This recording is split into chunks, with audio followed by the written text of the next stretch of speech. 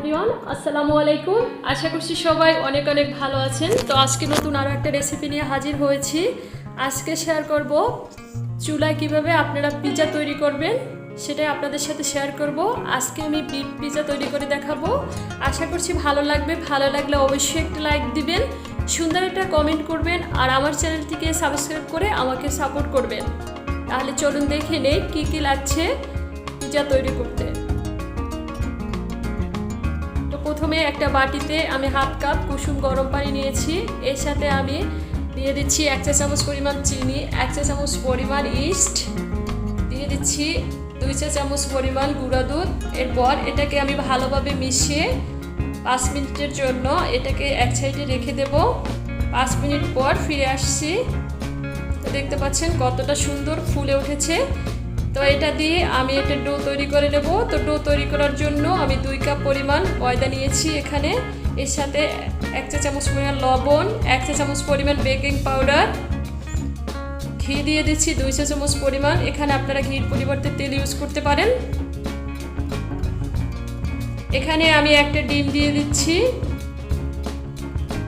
আর east গলানো পানি দিয়ে আমি ডোটা তৈরি করে নেব। এখানে যদি আপনাদের মনে হয় আরও কিছু পানির দরকার, তাহলে একটু হালকা গরম পানি মানে কুসুম গরম পানি দিয়ে ডোটা তৈরি করে নেবেন। তো ডোটা তৈরি করার পর এটা কিন্তু একটু নরম টাইপের হবে, মানে হাতে ঠিক লেগে লেগে থাকবে মনে হবে এরকম। তাহলেই ভাববেন ডোটা কিন্তু পারফেক্ট হয়েছে। তো আমি হাতটা একটু ভালোভাবে ধুয়ে নেব, ধুয়ে একটু তেল দিয়ে নেব, তারপর মাথা দিলে ডোটা কিন্তু পারফেক্ট হয়ে যাবে। তো আমি হাতটা ধুয়ে নিয়েছি। এরপর আমি 10 মিনিট ধরে এটা ভালোভাবে মথে নেব। মথা যত ভালো হবে পিৎজাটা তত সুন্দর হবে। তো আমি 10 মিনিটের মতো মথে নিয়েছি। এরপর আমি উপর থেকে একটু ঘি মেখে নিচ্ছি। এরপর ঢাকনা দিয়ে ঢেকে দিচ্ছি 3 ঘন্টার জন্য। আর এই ফাঁকে আমি পিৎজায় যে মাংসটা দেবো সেই মাংসটা জন্য আমি চুলায় একটা প্যান বসিয়ে দিয়েছি। এরপর 2 চা চামচ পরিমাণ তেল দিয়ে আর কিছু পেঁয়াজ কুচি দিয়ে দিচ্ছি। পেঁয়াজটা একটু ছোটো বড়ো মিলিয়ে কেটেছি। তো আপনারা একদম বড় পেঁয়াজও দিতে পারেন কিউব করে কেটে।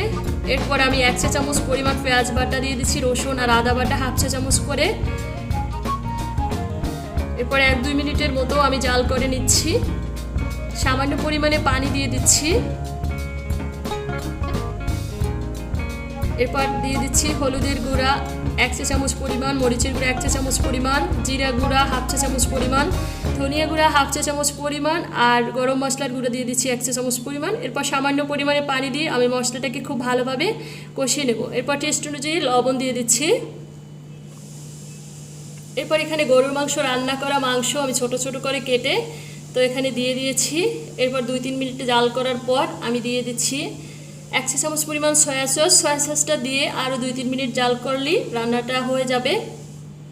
যেহেতু রান্না করা মাংস তো রান্নাটা হয়ে গেছে। তো এখানে আমি চিজটা কেটে নিচ্ছি। তো একটা গ্রেটার দিয়ে এভাবে চিজটা ছোট ছোট করে কেটে নেবেন। তো আমার যতটুকু দরকার ঠিক ততটুকু আমি কেটে নিচ্ছি। তো ফিরে আসলাম 3 ঘন্টা পর। তো দেখতে পাচ্ছেন ডোটা কতটা ফুলে উঠেছে। তো এই পর্যায়ে আর কিন্তু মথার দরকার নেই।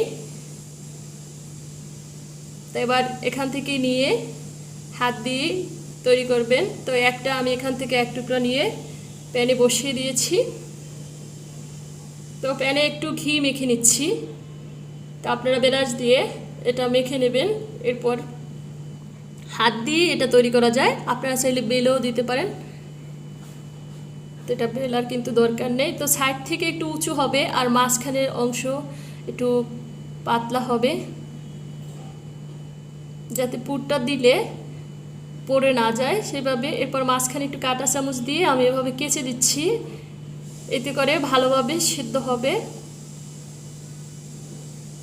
এরপর এখানে আমি টমেটো সস দিয়ে দিচ্ছি। আপনারা চাইলে এখানে কিন্তু পিৎজা সস দিতে পারেন। তো আমার কাছে এইটা ছিল, এটা দিয়েও কিন্তু খারাপ লাগে না পিৎজা তৈরি করলে। তো তো আমি সাইডেও একটু টমেটো সস দিয়ে দিচ্ছি, এতে করে কালারটা একটু সুন্দর আসবে। চুলায় দিলে কিন্তু কালার সুন্দর আসে না, তো একটু টমেটো সস যদি উপর থেকে দিয়ে দেন সুন্দর লাগে। এরপর আমি মাংসগুলো দিয়ে দিচ্ছি। তো যেহেতু নিজেরা তৈরি করছি সেহেতু মাংস একটু বেশি পরিমাণে দেওয়ার চেষ্টা করেছি। তো পিজা একটু মাংস বেশি হলে কিন্তু ভালো লাগে খেতে। এরপর আমি সবজি গাজর ছোট ছোট করে কেটে একটু সেদ্ধ করে নিয়েছি। তা আপনারা সেদ্ধ করা গাজরই দিবেন, নতুবা একদম কাঁচা দিলে সেদ্ধ ভালো হবে না। তো এরপর উপরে আমি গ্রিন ক্যাপসিকাম দিয়ে দিচ্ছি।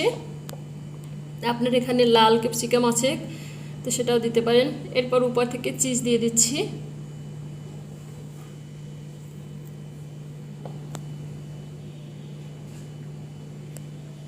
তো চিজটা দিয়ে আমি ডাকটাটা দিয়ে আমি চুলায় বসিয়ে দেব।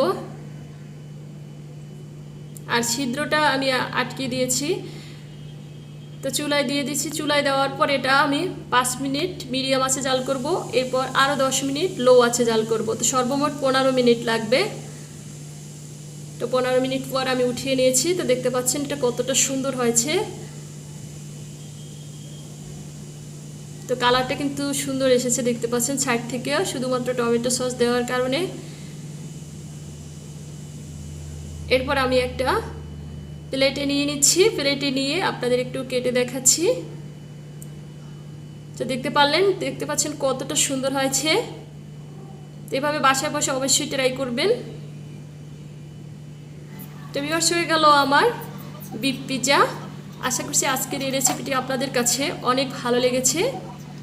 তো ভালো লাগলে আবারও অনুরোধ থাকবে আমার চ্যানেলটিকে সাবস্ক্রাইব করার জন্য। ভিডিওটি দেখার জন্য সবাইকে অসংখ্য অসংখ্য ধন্যবাদ। সবাই ভালো থাকবেন, সুস্থ থাকবেন। আজকে এই পর্যন্তই। আল্লাহ হাফেজ।